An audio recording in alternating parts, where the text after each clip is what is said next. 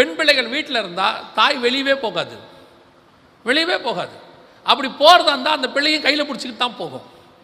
இப்பெல்லாம் பெண் பிள்ளையை விட்டுட்டு அது பாட்டுன்னு கிளம்பி போயிடுது. அதெல்லாம் பார்த்துப்பாங்க, அதெல்லாம் இருப்பாங்க. எப்படித்தான் இந்த எண்ணம் வருதுன்னே தெரியல. கேட்டால் சொல்லுது, எங்களுக்கு சுதந்திரம் இல்லையா, பெண் உரிமை இல்லையா? இருக்கு, யார் இல்லைன்னா. பட் உனக்கு ஒரு பொறுப்பை கர்த்தர் கொடுத்தாரே, உன்னை நம்பி ஒரு பிள்ளையை கொடுத்துருக்கிறாரு. இல்லை இந்த கணவனுக்கு அந்த பொறுப்பெல்லாம் இல்லையா? அதுதான் இருக்காதே.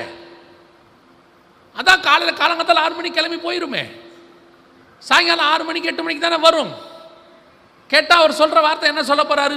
இந்த குடும்பத்துக்காக நான் நாயா உழைக்கிறேன். அவருக்கு தெரிஞ்சதெல்லாம் இந்த 2 டைலாக் தான்.